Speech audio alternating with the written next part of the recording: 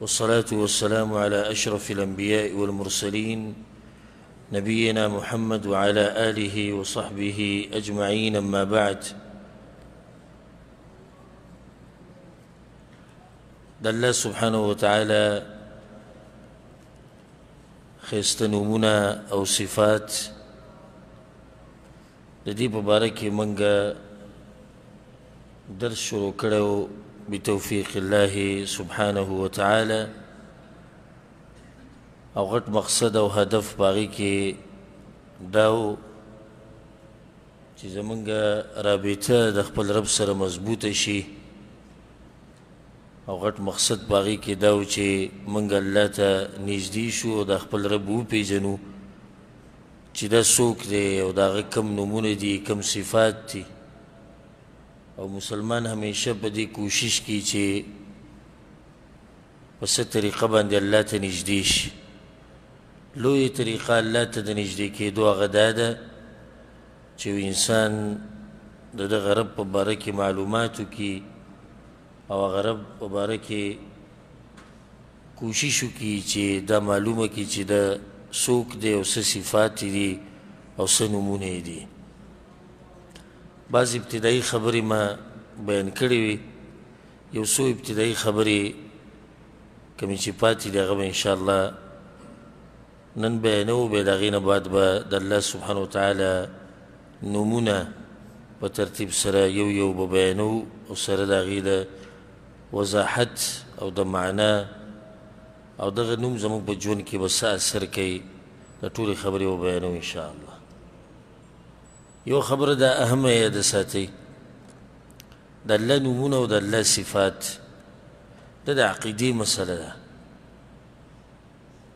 او په دې باندې زمونږ ایمان دی. خو دا ایمان داسې دی چې موږ د الله هر هغه نوم او صفت منو چې هغه په قرآن کې او په صحیح حدیث کې، او په هغې کې نه مخکې ځو نه وروستو کېږو. په معنی د دې یا مطلب یې دا شو د دې خبرې چې کوم ځای کې په قرآن کې یا په حدیث کې د پیغمبر صلی الله علیه وسلم نه د الله یو نوم او صفت ثابت شي، نو موږ یې په حقیقي معنو سره منو، او د هغې دپاره مثالونه نه بیانو او نه تشبیه ورکو د مخلوقاتو سره،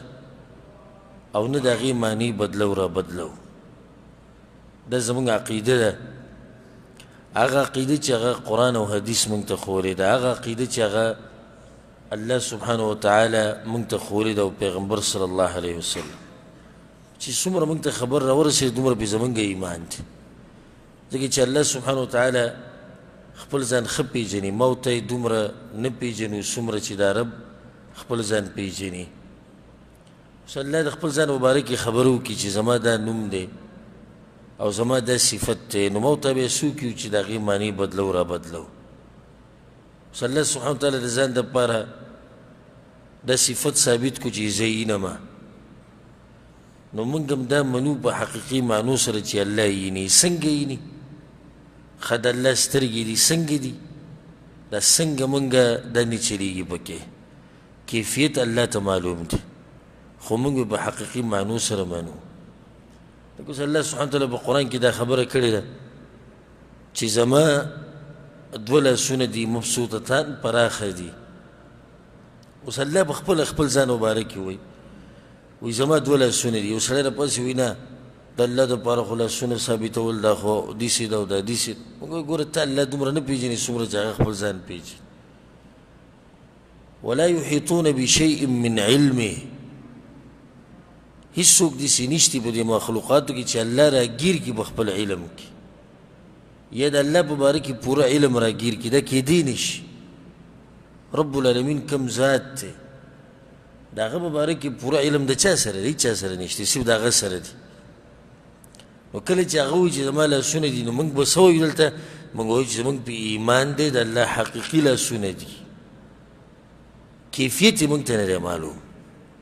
لکه یو طرف ته گمراه فرقه غلی چې معنی بدلی وی د لاس مطلب دی طاقت ودوی ګوره الله سبحانه وتعالی په عربۍ ژبه کې قرآن نازل کړی واضح عربي د ید په عربۍ کې لاس ته وایي دوی د ید معنی په طاقت او په قدرت کې نو هغه معنی یې بدله کړه بل طرف ته هغه دي چې هغې ته مجسمه ویلی کېږي د الله دپاره داسې صفات ثابتې لکه څنګه چې د مخلوقاتو دي او د دواړه په ګمراهۍ کې پراته دي او حق لار هغه دا ده چې قرآن او حدیث کې چې کوم ځای کې د الله نومونه او صفات راشي زموږ په ایمان دی په حقیقي معنو سره معنی وله نه بدلو را بدلو ید څه ته وایي ید ته وایي لاس ته وایي عین سترګې ته وایي ساق پنډۍ ته وایي همدغه حسابي ته خو بیا د هغوی په شان هم نه مجسمو په شان چې داسې وایي چې د الله داسې لاس ته لکه څنګه چې د انسانانو نه حاشا وکله رب العالمین پاک دی د دې قسمه خبرو نه نو بیا موږ دلته دا وایو چې کیفیت یې الله ته معلوم دی لکه امام مالک رحمه الله پسې یو کس راغی امام صاحب الله په عرش ته پاسه دی الرحمن على العرش استوى هغه ویاو وی کیف الاستواء څنګه له پاسه دی هغه ورته وی الاستواء معلوم په یو شي له پاسه کېده دا خو معلومه ده په عربي په لغت کې چې معنی د دې دا د استوا یو له پاسه کېده والسؤال عنه بدعة والكيف مجهول الاستواء معلوم والكيف مجهول كيفيته زموږ ته نه معلوم څنګه الله په عرش ته پاسه دا مجهول خبره الله ته پته ده والسؤال عنه بدعة دا قسم سوالونه کول دا بدعت دی صحابه کرامو چېرته دا سوالونه نه دي کړي چې څنګه او څنګه نه چې هغو ته به پیغمبر صلی الله علیه وسلم آیت واورو په هغې کې به د الله د صفاتو خبرو د الله د نومونو بس هغه په ایمان راوړو خو داسې به نه کول چې بیا به تپوسونه کول څنګه نو زمونږ په ایمان دي او بیا دا وایو چې د الله صفات او نومونه هغو ځان له نومونه دي او ځان له صفات دي کله کیدی شي چې مخلوق او خالق دی یو شان شي دا کیدی شي ما تاسو ته یو مثال یو پیر ذکر کړی وم چې ګوره غوږ د اتي مشتي او غوږ د میږي مشتي خو آیا غوږ د اتي او غوږ د میږي د یو شان دي نه دي یو شان نو چې مخلوق او مخلوق کې دومره فرق دی نو په مخلوق او خالق کې به څومره فرق دا کیدی نه شي چې مخلوق او خالق دی یو شان صفات لري نه حدیث کیدی شي اوس یو صفت دی لکه د رحمت ته صفت دی الله مهربانه دی مخلوق هم مهربانه کیدی شي که نشي کیدی خو بیا د مخلوق په مهرباني کې او د الله په مهرباني کې د ځمکې او اسمان فرق دی نشي برابری دی اوس یې به نوم هغه صفت پکې شتي الله رحیم دی انسان هم رحیم کیدی شي خو الله د رحمت صفت او بیا د بنده د رحمت صفت دا کوم ځای کې یو شان کیدی شي نو دا اهمه مسله د ساتي د عقیدې مسله ده چې کوم ځای کې د الله سبحانه وتعالی نوم راشي او صفت په قرآن کې یا په صحیح حدیثونو کې نو زموږ پسې دی ایمان دی او په حقیقي معنو سره ایمان دی بلا تکییف کیفیت نه بیانو ولا تشبیه نه د مخلوق سره یو شان کو ولا تمثیل نه ولا مثالونه بیانو ولا تأویل نه ولا معنی بدلو ولا تعطیل نه نه معنی ختمو حقیقي معنی ولا ثابتو دا زموږ عقیده ده ولله الحمد او الله دې په دې باندې موږ د مرګه پورې قایم او دایم لري اوس ګوره دا بعض قمقلان چې لګي چې د الله د نومونو د صفاتو معنی بدلی را بدلی پیغمبر صلی الله علیه وسلم حدیث کې یو ځکه دا خبره نه ده بیان کړې کومه چې دوی اوس بیانوي نو مطلب دا شو چې پیغمبر صلی الله علیه وسلم د دین دومره وضاحت نه دی کړی لکه څومره چې دا اوسني یا چې کوم تیر شوي بدعتیان مولیان دي دوی کوي الله په قرآن کې وایي بل یداه مبسوطتان یوم یکشف عن ساق پنډۍ د الله او دا آیت پیغمبر صلی الله علیه وسلم صحابه کرامو ته ورولې خو بیا په یو ځای کې د پنډۍ دپاره معنی نه ده بدله کړې او نه تفصیل کړی اوس یو مولا راپاسې وي نه د دې معنی دا نه ده دا ده نو بیا خو ته د پیغمبر صلی الله علیه وسلم نه زیات دین بیانوې هغه نه دی بیان کړی او ته یې بیانوې چې پیغمبر صلی الله علیه وسلم دا مسله نه ده څېړلې دا اشاره ده دې ته چې په دې باندې به ایمان ساتي او کومه معنی چې دا هغه ده خو دومره ده چې په کیفیت کې به ګوتې نه وایي الله غصه کیږي دا الله صفت دی خو آیا د الله غصه او د انسان غصه یو شان ده نه ده یو شان الله راضي کیږي د الله رضا کېده او د انسان رضا کېده د یو شان دي نه دي یو شان الله وخندل د الله خندا او د انسان او د مخلوق خندا یو شان خو نشي کېدی اگر که دغه صفت د هغه دپاره شتي بله اهمه مسله دا یاد ساتئ الله سبحانه وتعالی د چې کوم نومونه دي او صفات دي الله د دې سره محبت کوي او غواړي چې په بندګانو کې هم دا وي رب العالمین غواړي دا کوم صفات چې په هغه کې دي چې دا په دې بندګانو کې لکه مثال په هغې له درکمه ان الله يحب المقسطين د الله عدل کوونکي خوښي ګوره اوس الله په خپله عادل باچا دی د عدل په د الله یو صفت دی نو د الله دا هم خوښه دی چې په دې مخلوق کې هم د عدل دا صفت پروت دی ان الله يحب المحسنين د الله احسان کوونکي خوښ دي الله په خپله احسان کوي دا د الله صفت دی نو د الله دا خوښه دی چې د بندګانو کې هم دا صفت دی ان الله حدیث کې راځي ان الله جمیل يحب الجمال الله ښایسته دی او ښایست خوښي د الله دا خوښي چې د بندګان ښایسته وي دوی ځان صفا ساتي ان الله محسن يحب الإحسان الله احسان خوښي دغه شان الله بخونکی دی د الله بخانه خوښي نو کوشش دا کوئ چې کوم صفات د الله سبحانه وتعالی وي او الله دا خوښي چې بندګانو کې نو هغه په ځان کې راولي بعض هغه نومونه او صفات دي چې هغه موږ په ځان کې نشو راوستی پای کې موږ اقتدا نشو کولی د هغې په مخ کې موږ عاجزي ښکاره کوو لکه مثال د الله یو نوم دی القدیر قادر دی الله په هر څه باندې المتکبر تکبر کوونکی العظیم القهار الجبار دغه صفات موږ په ځان کې نشو راوستی اوس الله جبار دی متکبر دی ما ته خو تکبر نشو کولی که د الله سره خو تکبر ښایسته ښکاري ما ورته داسې شي تکبر کو تکبر خو هغه څوک کولی شي چې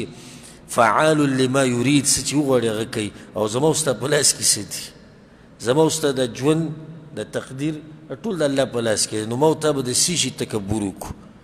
او د څه شي ما ورته په ځان کې چې لویي راولو الاحد یو دی یک یوازې دی دا صفت ما ورته کې د سره راتلی نه شي چې یک یوازې شو مخلوق کې دا د سره راتلی نه شي چې مخلوق ناقص دی کمزوری دی یو ورسره مرسته وکړي بل ورسره ودرېږي بل ودرېږي ژوند یې روان دی اخو الله دی چې احد یک یوازې دی بل دا چې غني دی بیزاره دی د دې مخلوقاتو نه هېڅ چا ته ضرورت نشته خو ما ورته خو هر څه ته ضرورت لرو ما ورته هر څه ته ضرورت لرو د کوم وخت نه چې موږ د مور خېټې ته شوي یو او بیا دې دنیا ته راوته او د اوسه پورې او بیا چې بوډاګان شو بیا چې تر دې چې مرګه پورې قبر ته دې کوز کړي د انسانان نو بیا به درم د انسانان دعاګانې غواړي ته بیا هم د دوی هغه دعاګانو ته څه هغه دعاګانو ته محتاج نو دا خبره یاد ساتئ چې هم بعض صفات او نومونه داسې دي چې هغه موږ په ځان کې نشو راوستی بله اهمه خبره هغه دا ده ما دا حدیث تاسو ته بیان کړی په اولني درس کې په صحیح بخاري صحیح مسلم کې دا حدیث دی ان لله 99 اسما 100 الا واحده من احصاها دخل الجنه دا الله یو کم سل نمونه دي چا چې دا شمار کړو د جنت ته ننوتو د دې څه معنی ده د شمارولو نو دا خبره یاد ساتئ څلور خبرې اولنۍ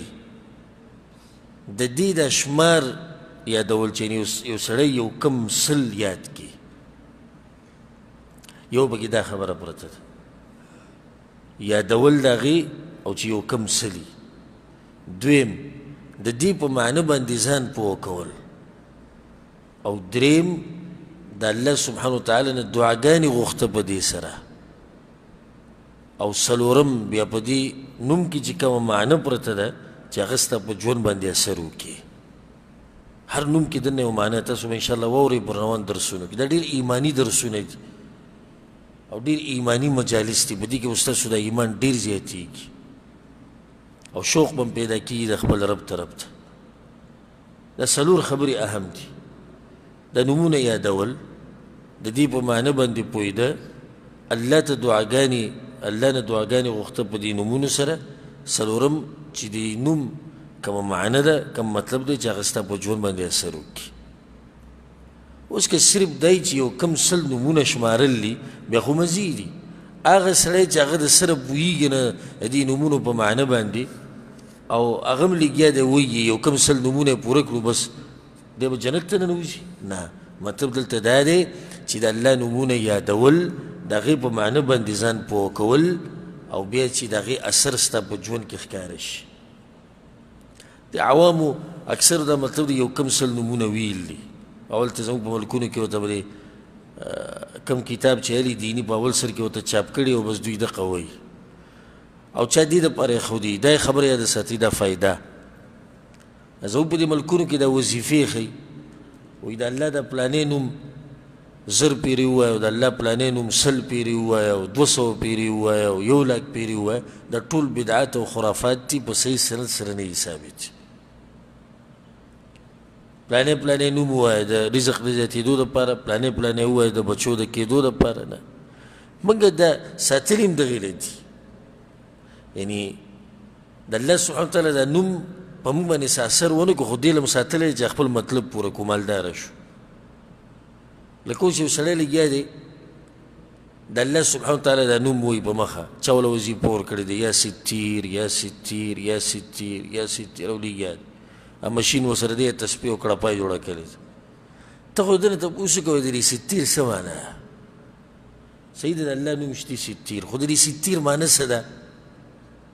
روی دغه موږ ته پته نشته خو چا راته ویلي چې څوک دا ستیر 1 لاک پیرې ووایي الله وله زامن ورکوي و دغې نه خبر دی نور دا ورته پته هم نشته چې د دې معنی څه ده الله دا نوم په موږ باندې به اثر څنګه کوي د دې نه نه خبر اصل مقصدي خبره چې ما ورته د دې نومونو هغه معنی زده کړو د دې څه مطلب دی او څه فایده ترې راوځي زما او ستا په ژوند باندې به څه اثر کوي اصل مطلب دا دی بیا بله فایده دا یاده ساتئ د الله سبحانه وتعالی نومونه یو کم سل نه دي وره د الله نومونه څومره دي د دې عدد الله ته معلوم دی که یو سړی وي چې دې حدیث کې ګوره یو کم سل ذکر کړي نو جواب دا دی چې حدیث کې خدا نه دي چې د الله صرف یو کم سل نومونه دي حدیث کې خدا دي چې د الله یو کم سل نومونه که چا یاد کړو یعنې نومونه ډېر دي او په دې ډېرو کې څو یاد کړو یو کم سل دا سړی به جنت ته ځي او په دې باندې دلیل دی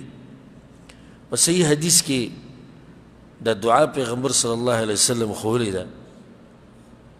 وایي په چا باندې چې غم او مصیبت راشي دا د غم او د مصیبت ختمولو دعا دی هر قسم مصیبت چې په چا باندې راغی دا دعا یې ووایي اللهم انی عبدک وابن عبدک وابن امتک یا الله زه ستا بنده یم او ستا د بنده زوی یم ناصیتي بیدک زما تندی ستا په لاس کې دی یعنی فیصلې ټولې ستا دي ماض فی حکمک ته چې څه فیصله وکړي الله هغه کېږي عدل فی قضاؤک او زما په باره کې چې څه فیصله وکړي هغه عدل دی یا الله اسألک بکل اسم هو لک یا الله تا ته سوال کوم په هر هغه نوم باندې چې ستا دی سمیت به نفسک دې ته غوږ کښېږدی هغه نوم چې تا خپل ځان دپاره ایښودی دی او انزلته فی کتابک یا په یو آسماني کتاب کې دې راکوز کړی دی او علمته احدا من خلقک یا خپل یو مخلوق ته دې ښوولی دی او استأثرت به فی علم الغیب عندک یا دې هغه نوم ځان سره ساتلی دی په علم الغیب کې موږ ته نه دی معلوم دا خبره یا هغه نوم چې تا ساتلی دی په څه کې په علم الغیب کې معنی دا چې داسې نومونه شته چې هغه موږ ته نه دي معلوم د دې نه ثابته شو چې الله نومونه ډېر زیات دي دې ځای کې خبره درې حصو ته تقسیم شوه یو هغه قسم نومونه انزلته فی کتابک چې الله په آسماني کتابونو کې نازل کړي دویم قسم نومونه هغه دي علمته احدا من خلقک لکه الله ملائکو ته ښوولي دي پیغمبرانو ته ښوولي او دریم قسم هغه دي او استأثرت به فی علم الغیب عندک هغه نومونه چې هغه د الله سره په علم الغیب کې دي نو موږ ته ټول نومونه د الله نه دي معلوم بس هغه نومونه موږ ته معلوم دي کوم چې الله په قرآن کې ذکر کړي دي او یا پیغمبر صلی الله علیه وسلم په صحیح حدیثونو کې ذکر کړي دي بله اهم مسله هغه دا یاده ساتئ چې د الله سبحانه وتعالی نومونه بعض د بعضو نه غوره دي. خو دلته څوک دا اعتراض کولی شي چې مطلب دی چې کوم نوم چې غوره دی دا خو د دې بل نه غوره شو، نو د کوم نه چې غوره دی بیا خو هغه کمزوری شو. نو د الله په نومونو کې داسې نومونه شته چې هغه کمزوري دي او صفات؟ جواب دا دی چې نه، لازم نه ده چې دوه شي نه به وي دا یو به د دې بل نه غوره وي نو دا بل به کمزوری. د الله نومونه ټول د کمال نومونه او صفتونه دي، خو بیا دواړه نومونه چې کېښودی شي او رامخې ته شي چې وایي دا نوم دی او دا نوم دی د الله، دواړه د کمال نومونه دي. بیا په دې کې دا یو د دې بل نه اوچت دی، نو مطلب دا چې دا بل کمزوری دی. دې ته وایي فاضل او افضل، دا غوره دی خو دا ډېر غوره دی. دې ته داسې وایي، کله داسې ویلی شي چې دا شی غوره دی د دې نه ځکه چې دغه پالتو دی. اوس دا مقابله د روانه د بیکاره او د غوره، دلته مقابله د دواړو غورو روانه ده، خو دا غوره دی او دا نوم ډېر غوره دی. هغه بل خو کمزوری ثابت نه شو که نه. ښه دا عظیم دی دا اعظم دی، مطلب دا چې دا ډېر اوچت نوم دی خو دا د هغې نه بیا ډېر اوچت نوم دی. لکه قرآن ټول اوچت کلام دی، دی که نه دی؟ ښه بعض صورتونه د بعضو نه غوره دي که نه دي؟ غوره دي. لکه سوره اخلاص د قرآن درېیمه حصه برابریږي. دا حدیث چا چې دي تلاوت وکړي لکه قرآن درېیمې حصې تلاوت یې چې وکړو. دغه شان سورة الکافرون، دغه شان آیت الکرسی، دغه شان سوره بقره فضایل، سورة آل عمران فضایل، نور سورتونو فضایل، د آخرني درې سورتونو فضایل. نو موږ څه وایو چې د باقي قرآن چې دی والعیاذ بالله دا نه دی غوره؟ نه، مطلب دی چې دا ډېر غوره دی. ورسېدی بېګا د الله بعض نومونه د بعضو نه غوره دي، او دلیل په دې باندې دا دی لکه اسم الله الاعظم، د الله اوچت نوم، غوره نوم په نومونو کې. نو مطلب دا شي چې کله دا د الله اوچت نوم دی غوره، نو خو په ټولو کې اوچت دی که نه. ورسېدی په دې مسله باندې. بله مسله د الله د ټولو نه اوچت نوم کوم یو دی چې هغه انسان په دعاګانو کې ووایي نو الله ورله دعا قبلوي. حدیث کې دا راځي الذي اذا دعي به اجاب. هغه نوم د الله چې څوک یې په دعا کې ووایي او په هغې سره د الله نه سوال وکړي نو الله ورله دعاګانې قبلوي. په دې کې ډېر اوږد او پلن اختلاف د پوهانو را روان دی. وجه دا دی چې الله نه دی ښوولی داسې چې دا نوم دی، او نه پیغمبر صلی الله علیه وسلم حدیثونو کې داسې واضح ویلي چې دا دی. لکه اوس یو حدیث کې داسې راځي یو صحابي دعا غوښته او دی ووی، دا حدیث امام احمد بن حنبل رحمه الله راوړی، صحیح حدیث دی. وی اللهم انی اسألک بانی اشهد انک انت الله. یو نوم د الله راغی، کوم یو دی؟ الله. لا اله الا انت الاحد الصمد، الاحد الصمد الذي لم يلد ولم يولد ولم يكن له كفوا احد. پیغمبر صلی الله علیه وسلم چې کله دا صحابي دا دعا واورېد والذي نفسي بيده، په هغه رب مې د قسم د چا په لاس کې چې زما ساده لقد سأل الله باسمه الاعظم، د خو د الله هغه لوی نوم یاد کو. اوس دا کوم یو دی؟ هلته خو نومونه پکې ډېر دي، خو د حدیث کې دی. دومره خو پته ولګېدی چې د حدیث کې شتي، خو کوم یو دی هغه پته نشتي. ښه دغه شان بل یو حدیث دی، دا امام احمد بن حنبل رحمه الله راوړی، پای کې دي چې یو صحابي دعا غوښته اللهم إني أسألك بأن لك الحمد لا إله إلا أنت وحدك لا شريك لك المنان يا بديع السماوات والأرض، بديع السماوات والأرض، يا ذا الجلال والإكرام، يا حي يا قيوم. سمر نمونه ذكر كل إني أسألك الجنة وأعوذ بك من النار. يلا جنة غالم أو دي جهنم نمي ساتا. پیغمبر صلى الله عليه وسلم لقد دعا الله باسمه الأعظم، دي سليخو إذا الله وشت نمياتكو. وزدلتم دا پتهونه لگی دي چي دا کم یو دی. یو حدیث که خودی سی رازی امام ابن ماجه رحمه الله راوڑا، صحیح حدیث دی. واسم الله الأعظم الذي إذا دعي به أجاب وإذا الله اوچت نوم چې څوک په دعا کې وي الله ولا لازم دعا قبلی هغه په دریو سورتونو کې دی وایي البقرة وآل عمران وطه اوس په دې کې ځان لګوه سورة بقرة کې دی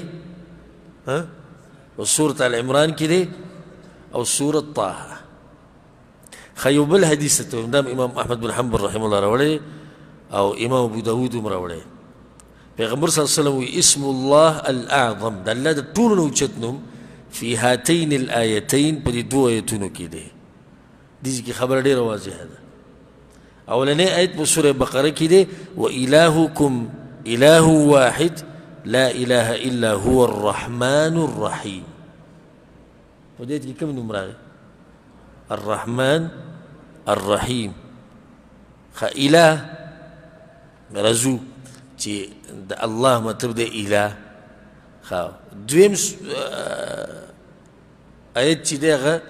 سورة آل عمران کې په افتتاح کې پیغمبر صلی الله علیه وسلم وی الله لا اله الا هو الحي القيوم په دې کې الله دی الحي القيوم درې نومونه په دې کې پیغمبر صلی الله علیه وسلم وی په دې دوه آیتونو کې دغه نوم شته خو به ذکر کړی نه چې کم یو دی نو بعض علماء خو لمنډه دا خبره کړې ده چې د الله ټول نومونه اوچت دي یو پکې داسې نشي چې هغه اوچت دی ټول اوچت دي دا خو قصه ختمه شو بعض علماء ویلي چې شتي خو موږ ته نه ده معلومه الله ځان سره په غیبو کې ساتلی او اکثر علماء کوشش کړی دغه نوم د معلومولو نو په هغې کې د علماو څوارلس اقوال دي امام ابن حجر رحمه الله د بخاری په شرح کې ذکر کړی دي وی څوارلس اقوال دي څوارلس او په هغه څوارلسو کې دوه ډېر زیات نږدې دي یو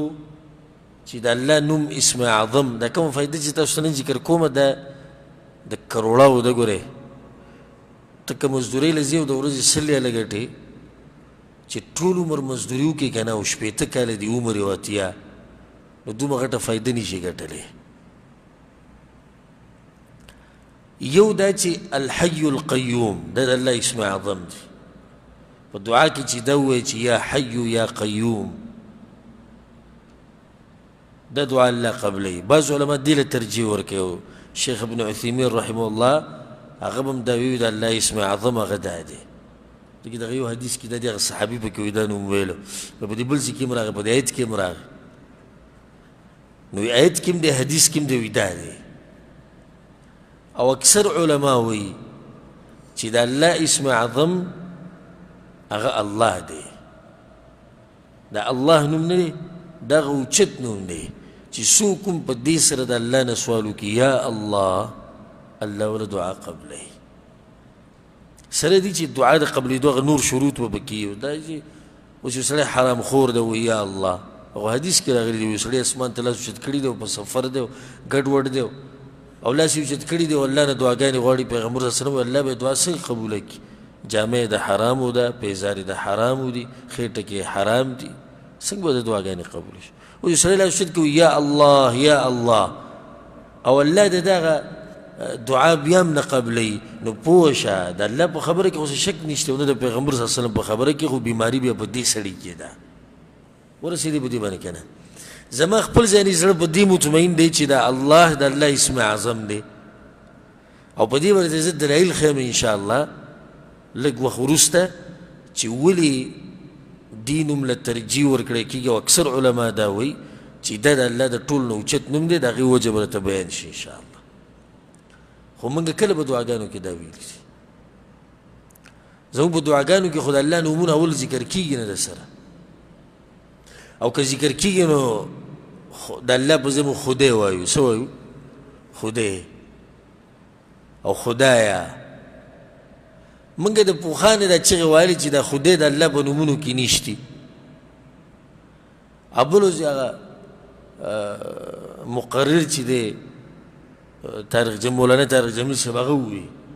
اورېدلی م دی که هغه بیان که نه هغه وایي دا خدای نوم نشته اوس خلک وایي وګورئ دا نشته نو موږ خو ته د پوخانې چغې ویلې چې دا نوم نشتی د الله په نومونو کې.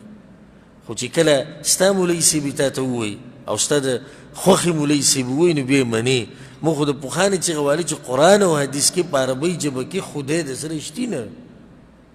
عربۍ ژبه کې خدای څه کوي. او ولله الاسماء الحسنى تیر شوي درس کې ما ویلي مې که نو چې د الله ښایسته نومونه دي. ښایسته په دې دي یو ښایست دا دی چې ټول په عربۍ ژبه کې دي. نو په عربۍ ژبه کې دا خدای ټکی د کوم ځای نه راغی؟ خو چې اوس مولانا صاحب ووایي نو دومره موږ کې جهالت دی. دا خبره د هغه حق ده، حق خو حق دی که نه. نو بعضو پکې چې د اوسه پورې د مولانا په صفت باندې نه مړېدو، اوس بعضو پکې ووایي دیم د وابیانو طرف ته روان دی. یعنی حق ویلو ته تا د سره پرېږدي نه، که حق دی ویجو ته لاړې وښیدې. ما په خپله اورېدلي د بعضو نه یاره وایي په دې طارق جمیل صاحب باندې هم شکیان شوي ووایي، ځکه چې یو بیان یې راغلی و چې 60 رکعته تراویح موږ کوو خو په دې څه دلیل نشته. ویلي دغه بیان به تاسو اورېدلی وایي 60 رکعته تراویح دا موږ کوو خو په دې څه صحیح حدیث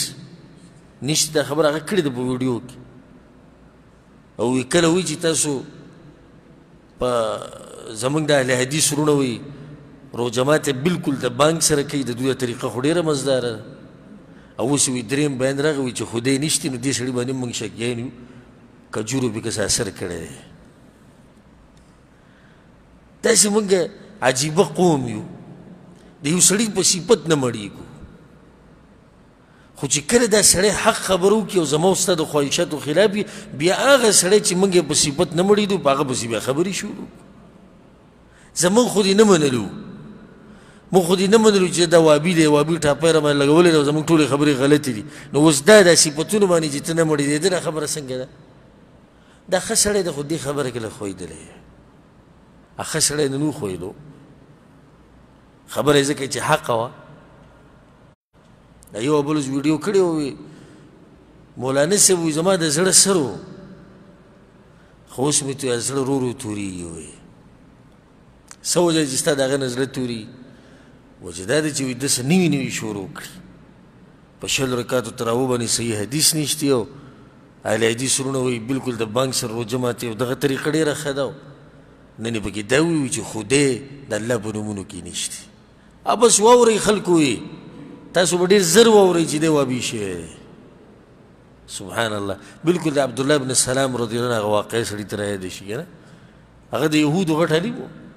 راغی په پیغمبر صلی الله علیه وسلم پسې د هغه نه یو څو سواله وکړو، پته ورته ولګي چې دا خو د دې جواب خو پیغمبر کولی شي، بس په ټکه ایمان راوړ. بیا ویې یا رسول الله ګوره زما دا قوم نه دی یهود، دا سخت دروغجن خلک دي او بهتان په خلکو ډېر زر لګوي. په دې کې چې ګوره هغوی رالو پیغمبر صلی الله علیه وسلم پسې ورووتو وی عبدالله بن سلام څنګه دی؟ وی عالمنا وابن عالمنا، اخو عالم دی او زموږ د عالم زوی دی او هغه غوره انسان دی او په موږ کې د غوره انسان زوی دی. هغه وی نه که زه درته ویم چې هغه ایمان راوړی دی، وی الله دې دې ساتي. پوه سړی دی، هوښیار سړی دی. په دې کې عبدالله بن سلام راووتو وی ما ایمان راوړی دی. وی اجهلنا وابن اجهلنا، په موږ کې بدترین جاهل انسان دا دی او د پلار هم بدترین جاهل سړی و، او په موږ کې بدکرداره دا دی او پلار هم بدکرداره. په لږ ساعت کې ښه دا په یو څو منټه کې قصه ټوله الټه شوه. ځکه علما وایي که یهودو کې عقل وی چې دومره لوی عالم چې تاسو یې صفتونه کوي او دا حق یې ومنو خو هغه پوهېږي که نه، تاسو هم د ده په دې لار روان شئ. نو خبره مې دې پورې راواغسته چې زموږ خو په اواز بوغ شوی و چې خدای نوم د الله په نومونو کې نشته، خو چا کله منله؟ دا وایي نوي مسلې دي. خو اوس قرآن په عربۍ ژبه کې نازل شوی، ته پکې د فارسۍ ټکی ورنه باسې نوي ستا ده که نوي د دغې ده چې وایي چې خدای پکې نشته؟ نوي خو ستا ده، نوي ټانکې پکې ته لګې خدای دې پکې راوستی. نو څوک خدا وایي او څوک خدای وایي او څوک خلی وایي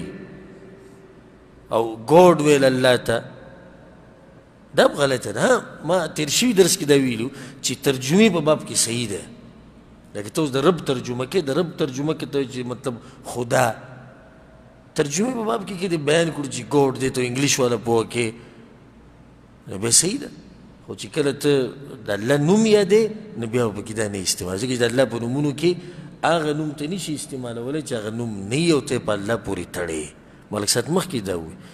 چې یو خبره الله د ځان دپاره نه ثابته کړي پیغمبر نه ثابته کړي موږ یې ثابتولی شو نشو ثابتولی الله یو صفت د ځان نه لرې کړی موږ هم هغه د الله نه لرې کوو چې الله نه دی ثابت کړی موږ یې نه ثابتوو اوس راځو دې نومونو له موږ به کوشش کوو د درس طریقه به دا وي چې د الله سبحانه وتعالی هغه نوم به ذکر کوو چې هغه قرآن کې او دغه شان په صحیح حدیث کې او یو کم سل نومونه به د الله په توفیق سره پوره کوو سره د ډېر وضاحته چې زموږ د ایمان او علم ورسره ډېر شي د ټول نه اولنی نوم د الله الله ټول نه اوچت نوم دی او قرآن کې خو ځای په ځای راغلی دی الله څه وایي الله لا اله الا هو الله دا دومره ناشنا نوم دی على الاطلاق د الله په نومونو کې اوچت او عظیم نوم هغه دا دی او دا نوم صرف د الله دی بل د هیڅ چا دا نشته او سبحان الله الله د دې خلکو د دې مخلوق د زړونه او جبې د دې نه اړولي دي چې دا نوم د ځان دپاره کېږي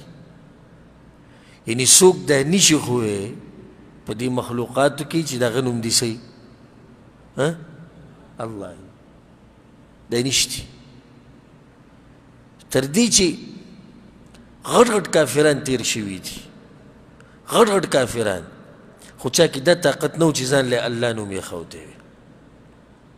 دا نوم صرف او صرف د الله دی او په یو مخلوق کې دا طاقت نه و او نه به د قیامته پورې چې دا نوم کېږي څومره امتونه چې الله سبحانه وتعالی ذکر کړي دي په قرآن کې او پیغمبر صلی الله علیه وسلم په حدیثونو کې دا نوم هغه ټولو پېژندو دا نوم هغه ټولو ته معلوم مشرکانو ته معلوم و کافرانو ته معلوم و یهودو نصاراو ته معلوم ټولو ته معلوم دي الله سوي ولئن سألتهم من خلق السماوات والأرض او کته تپوسو کې اے پیغمبر د دوی نه چې د ځمکې او اسمانونه چا پیدا کړي دي لیقولن الله او دوی به وایي چې الله پیدا کړي ډېر ناشنا نوم دی او ډېر خوږ نوم دی او قربان شو او زار شو په دې نوم نه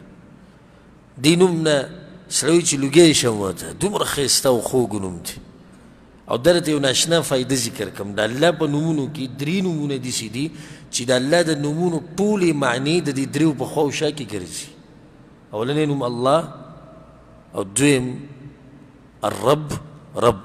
او دریم الرحمن الله د دې نه الوهیت ثابتېږي چې بندګي به د الله کې د رب نه ربوبیت ثابتېږي د الرحمن نه د الله سبحانه وتعالی معامله د مهربانۍ چې څومره دغه د دې نوم نه ثابتېږي کم درې نومونه دي دې کې چا ته یاد دي نه نه تاسو سب زه یو کس ته پوښ کوم الله رب رحمان الله او الرب او الرحمن دا هغه نومونه دي چې بنیادي نومونه دي بیا دا الله نوم چې دا ولې اوچت دی موږ دا اوچت دی دا په دې اوچت نوم دی چې دا د الله په ذات باندې دلالت کوي ته چې اوس رحمان نوم ثابت دی یا قهار ثابت دی یا جبار ثابت دی یا رحیم ثابت دی نو ته به څه وایې د الله یو نوم دی الرحمن نو د الله په ذات باندې چې کوم نوم پروت دی هغه کوم یو دی الله بنیادي نوم دا دی بیا چې نور نومونه ثابت دی دا به پکې ذکر کوې د الله نوم دی الرحمن د الله نوم دی قهار د الله نوم دی جبار نو دا نوم را جمع کړي دي دا ټول ښایسته نومونه او دا ټول ښایسته صفات او ځکه الله سبحانه وتعالی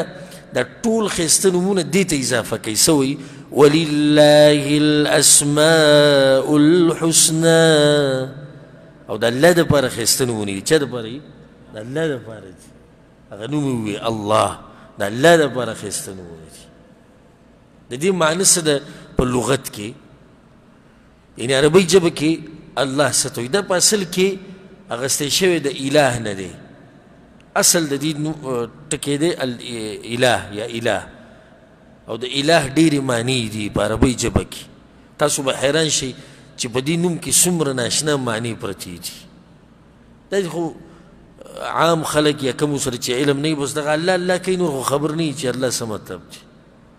خو په دې نوم کې دننه دومره ناشنا معنی پرتې دي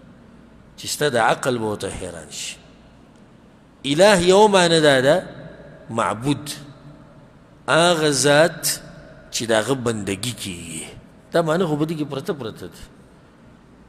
اله الله اخیستی شوی د اله نه دی. په قرآن کې الله دې ته اشاره کړې ده وهو الذي في السماء اله وفي الارض اله. هغه الله په اسمانونو کې چې کوم مخلوق دی هم د هغه بندګي کوي، او په ځمکه کې چې کوم دی هغه هم د هغه بندګي کوي. یو معنی شو. دویمه معنی د اله کې پرته د هغه ده حیرانېدل، چې عقل حیران شي. عقل څه شي؟ حیران شي. عرب وی اله الرجل، اله الرجل مطلب دا دی چې دا سړی حیران شو. دا په عربۍ کې داسې ویله کېږي، خو فصیح عربۍ کې دا نه ده نن سبا دا ماته پاته چې ویله کېږي. دا خو جین شوي عربي ده. کم ټکی چې ستا زړه غواړي جو لږ یې داسې کوږ را کوږ کوي، عربۍ ته یې ورننه باسه. هغه عربي نن سبا د عربو زمونږ دا خو پکې په اول نمبر کې د دوی ژبه نه ده، خو د عربو هم په شرمونو وشرموله. هغه ټکي به پکې وایي چې هغه عربو د سره پېژندونه. ځکه د پخواني عرب دا چې کوم پخوا مړه شوي که دا راپاڅېدو دا عربي واورېده که نه، که تعجب نه بیا مړه نه شو، هارټ اټیک به ورته وشي چې دا کوم عربي دی، دا خو مونږ په ژوند کې نه ده اورېدلي. نو دویمه معنی دا ده التحیر، یعنی د عقل حیرانېدل. سبحان الله څه ناشنا معنی پکې ده. د دې رب په باره کې چې څومره سوچ کې نو عقل به دې څه شي؟ حیران شي. التحیر د الله طاقت ته به حیران شي، د الله هغه نښو ته به حیران شي.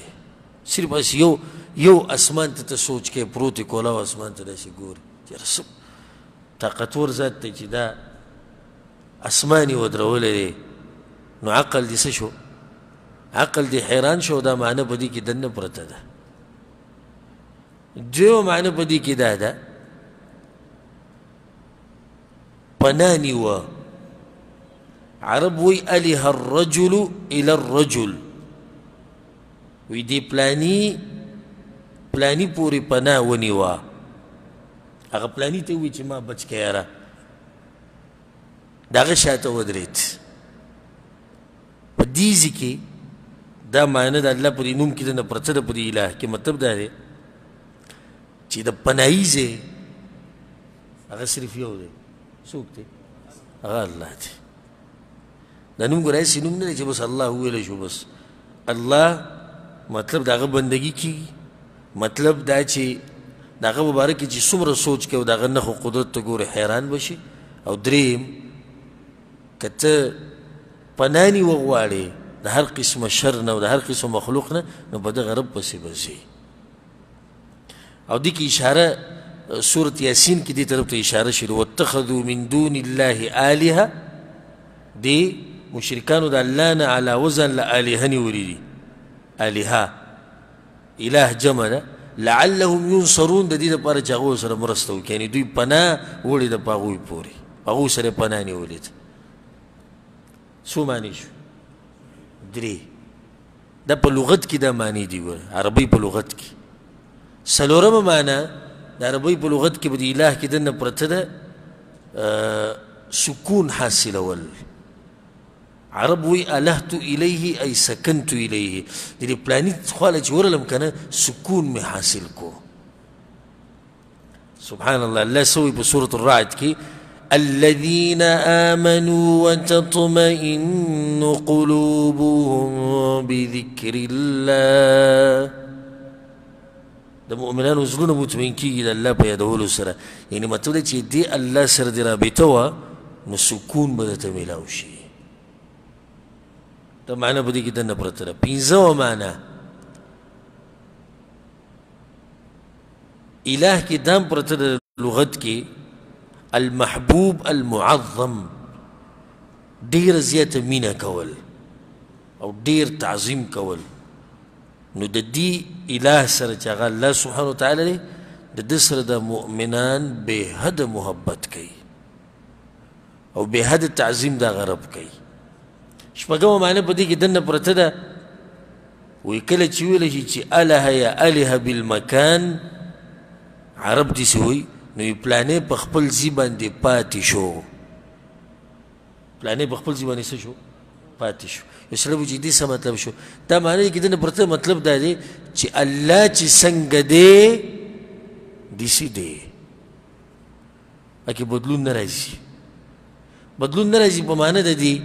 چې دا نه چې الله طاقتور دی بیا به کمزوری شي الله ژوندی دی مرګ به پرې راشي نه والعیاذ بالله په الله مرګ نه راځي الله سره علم دی دا علم کمیږي نه الله ژوندی دی همیشه ژوندی دی الله قادر دی همیشه قادر دی الله وو او سنو او الله به یي او څه به نه یي الله وو سنو او الله به یي څه به نه یي دا معنی دی کې دننه پرته ده او دا به پوره یي په لغت کې دغه وضاحت به پوره یي زه دا نوم چې واورم انسان ورته حیران شي یا الله څومره ښایسته الفاظ دي د دې څومره ښایسته او څومره اسانه ده د دې دا ویل د دې دا نطق ماشومانان چې اولني ټکي زده کوي نو په کې یو اولنی ټکی کوم زده کوي الله دا دومره اسان ټکی دی ولې دا اسان دی ځکه چې الله ته پته دی چې دا مخلوق به بار بار وایي نو چې دوی ته به ویلو کې اساني په دې کې ضاد ټکی نشته چې ویلې ګران دي په دې کې قاف نشته چې ویلې ګران دي په دې کې خا نشته په دې کې حا نشته په دې کې کاف نشته په دې کې میم نون ګران ګران ټکي نشته الله دا څوک نشي ویلی نوی کس راوله چې مسلمانېږي انګریز دي ودرولته وایي الله هغه وایي الله هندو راوله هغه هم وایي الله سیک وایي هغه هم وایي الله ټول وایي الله سبحان الله په دې کې یو داسې ګران لفظ د عربۍ نشته ټکی چې د هغې ویل ګران یي او بیا چې په شریعت کې د دې معنی ته ګورې اوږده خبره ده الله مطلب دا دی چې په شریعت کې چې هغه الله چې ټول مخلوق یې بندګي کوي ملک صاحب مخکې وایي وهو الله فی السماوات وفي الارض هغه الله معبود دی په اسمانونو کې هم او په ځمکه کې هم هغه الله چې هغه رب د ټول جهان دی دا معنی پکې دننه پرته ده الحمد لله رب العالمین رب د ټولو مخلوقاتو دی بلکې رب د اولنو او د آخرنو دی رب د اولنو او د آخرنو دی هغه رب چې د هغه په وجود باندې چې هغه موجود دی عقل هم دلالت کوي نقل هم دلالت کوي قرآن او حدیث هم دلالت کوي او فطرت هم دا وایي چې یو رب دی چې هغه موجود دی او هغه د دنیا پیدا کړې دی هغه الله د الله په دې نوم کې دننه دا معنی پرته ده هغه الله چې حقدار د ثنا حقدار د صفت او حقدار د اوچتو صفاتو دی هغه الله معنی پکې دننه پرته ده چې هغه و او سنو او هغه به یې څه به نه وي الباقي الدائم همیشه دپاره پاتې کېدونکی كل من عليها فان هر څه ختمېدونکي دغه یو الله به پاتې کېږي هغه الله چې څومره دا معنی به کې دنه پرته ده چې څوک یې څومره صفت وکړي بیا هم حق نشي ادا کولی په دې الله کې دنه دا معنی پرته ده هغه الله چې د ده د نوم اخیستو سره خلک غټ غټ کارونه شروع کوي بسم الله او چې دا نوم دې پکې نه اخیستی که نه نو هغه کار دې ټول نیمګړی پاتې شو. الله دې کې دنه دا معنی پرته ده چې هغه ذات چې د هغه سره پوره مکمل بادشاهي ده، د هغه نه دا بادشاهي څوک اخیستی نه شي او بادشاهي د هغه په لاس کې ده. قل اللهم مالک الملک، د بادشاهي او د بادشاهانو بادشاه ده. تؤتي الملک من تشاء وتنزع الملک ممن تشاء، چې چاته الله غواړي دا بادشاهي ورکوي او چې وی غواړي نو د چا نه چې وغواړي د هغه نه اخلي. نو بادشاهي ټوله د هغه په لاس کې ده، د هغه نه څوک دا بادشاهي نشي اخیستی، بلکې چې چا له هغه وغواړي ورکوي او چې د چا نه وغواړي اخلي. په الله کې دنه دا معنی پرته ده او جلال د دې نوم دا دی چې دا هغه نوم دی چې د مصیبت په وختونو کې څوک واخلي نو الله ولا مصیبت ختموي. د مصیبت په وختونو کې د دې الله تذکره کوه، رب العالمین بدله هر قسمه مصیبت ختموي. الله هغه نوم دی چې انسان یې واوري که نه د انسان په دې جسم باندې د غونې ځیږ شي. دومره اوچت نوم دی. ته وایي د الله نه نه یېرېږې اوس غلی شي او وایي د الله الله وایي درته ګوري، د الله نه ویېرېږه، د الله بنده وي. نه نه دا کار وایي د الله نه دی خوښ، دا کار د الله خوښ دی. یعنې د الله دا نوم څه زورور او ناشنا نوم دی. او ما تاسو ته لږ ساعت مخکې ووي چې د علماو اختلاف دی تقریبا 14 اقوال دي چې اسم اعظم کم یو دی او اکثر وایي چې کم یو دی هغه الله دی. وجه سره زه یې ته ذکر کوم. اولنی وجه دا ده پیغمبر صلی الله علیه وسلم دا حدیثونه چې ما تاسو ته بیان کړو د اسم اعظم په باره کې په هغه ټولو کې د الله نوم و. دا یو وجه شو. دویم په قرآن کې د ټولو نه زیات چې د الله نوم یاد شوی دی هغه الله دی 2240 یاد شوی دی. 2240 الله نوم راغلی. درېمه وجه دا ده چې څومره نومونه تر الله دپاره ښایسته ثابتې نو اضافت به هم دې نوم ته کوې. لږ ساعت مخکې دا مسله ما بیان کړه. څلورمه وجه دا ده اسلام ته چې ته ننوځي په کلمه د شهادت باندې ننوځي که او د شهادت په کلمه کې هم دا شته اشهد ان لا اله الا الله. پنځمه وجه دا ده چې دا اسم اعظم دی. الله سبحانه وتعالى د قرآن افتتاح په دې سره کړی ده الحمدلله. شپږمه وجه دا ده د آدم علیه السلام په بچو کې یو امت د دې نه انکار نه دی کړی. دا نوم هغه ټول مني. لکه مکې مشرکانو به رحمان نوم نه منو، داسې نور نومونه به یې نه منل، خو د دې نه انکار کوو د دې نه انکار نه کوو. دا شویمه وجه شوه. شپږمه. اوومه وجه دا ده په یو مخلوق کې هم له دا طاقت نه و چې دا نوم یې ځان له یې ښودی وي. اوومه وجه دا ده اکثر چې اتمه وجه دا ده اکثر چې دعاګانې غوښتې کېږي نو دا ټکی پکې وایي اللهم. په هر دعا کې دقه نوم راځي د الله. نهمه وجه دا ده